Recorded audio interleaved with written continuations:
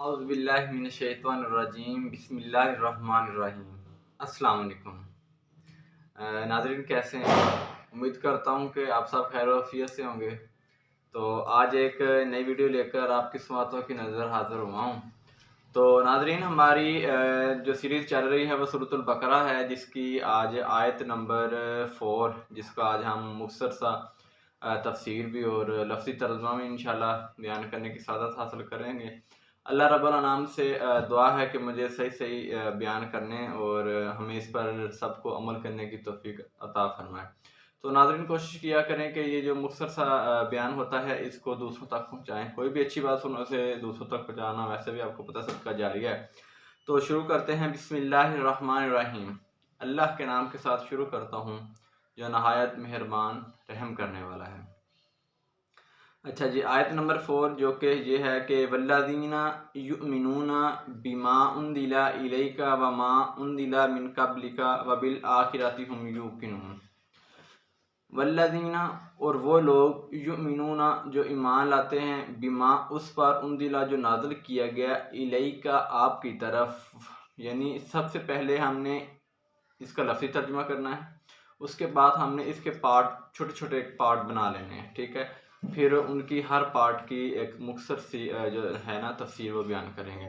تو والذین یؤمنون، وہ لوگ جو ایمان لائے، بما اس چیز پر، انزل جو نازل کی گئی، الیک آپ کی طرف، وما اور وہ، انزل جو نازل کیا گیا، من قبلک آپ سے پہلے، وبالآخرۃ اور آخرت پر، ہم وہ سب، یوقنون یقین رکھتے ہیں۔ اس آیت مبارکہ کے 3 حصے ہیں۔ پہلا حصہ یہ کہ وہ لوگ جو ایمان لائے آپ کی طرف، یعنی آقا علیہ الصلوۃ والسلام پر جو ایمان لائے، یعنی آقا علیہ الصلوۃ والسلام پر جو نازل ہونے والی کتاب ہے وہ قرآن پاک ہے، جس کی اب ہم تفسیر بیان کر رہے ہیں۔ تو ایک چیز یہ، اور ایمان لائے اس چیز پر جو آپ سے پہلے، مطلب کہ حضرت داؤد علیہ السلام، حضرت موسیٰ علیہ السلام ہیں، حضرت عیسیٰ علیہ السلام پر جو تورات، زبور، انجیل نازل ہوئی ہیں، بکس، تو جو ان پر، اور آقا علیہ الصلوۃ والسلام پر جو کتاب نازل ہوئی قرآن پاک، ان پر، یعنی دونوں پر جو ایمان لائے، اور وبالآخرۃ ہم یوقنون، اور آخرت پر ایمان لے کر آئے، اس پر جو یقین رکھتے ہیں، یہ اللہ تعالیٰ کے کون ہیں؟ نیک برگزیدہ بندے۔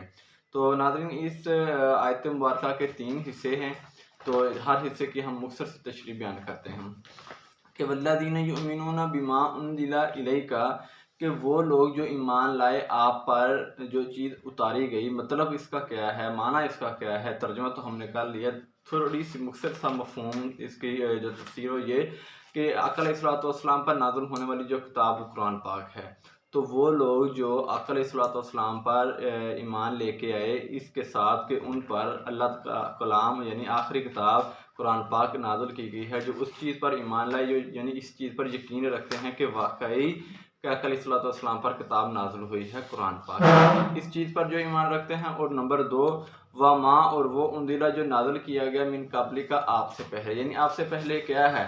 آقا علیہ الصلوۃ والسلام کی آمد سے پہلے جو انبیاء کرام آئے، مثلا حضرت انبیاء تو بہت سارے آئے، 1,24,000 کم و بیش انبیاء کرام آئے، لیکن حضرت موسیٰ علیہ السلام، حضرت داؤد علیہ السلام، حضرت عیسیٰ علیہ السلام پر جو کتابیں نازل ہوئیں، تورات، زبور، انجیل، موسیٰ علیہ السلام پر جیسے، تو ان کی آمد، یعنی انبیاء کی آمد، اور ان پر جو کتابیں نازل ہوئیں، ان پر، یعنی دونوں پر جو ایمان لے کر آئے، وہ کون ہے؟ اللہ کے نیک برگزیدہ بندے۔ اور اس کا جو تیسرا حصہ ہے وہ بالآخرۃ ہم یوقنون، اور جو آخرت پر ایمان لے کے آئے، جو یعنی آخرت پر یقین رکھتے ہیں۔ تو آخرت پر یقین کیا ہے کہ ہم سب کا جو اس بات پر یقین ہے، ہم سب کا جو عقیدہ ہے اس بات پر کہ ایک دن آئے گا، ہمارا اس دنیا ثانی سے انتقال ہو جائے گا، تو بروز قیامت ہوگا، ہمارا جو ہم نے اپنی پوری زندگی میں جو اچھے اور برے اعمال کیے ہوں گے، ان کا اس وقت حساب و کتاب ہوگا۔ اچھے اعمال کا صلہ اللہ پاک ہمیں جنت دے گا، اور برے اعمال کے نتیجے میں انسان کو دوزخ میں ڈالا جائے گا۔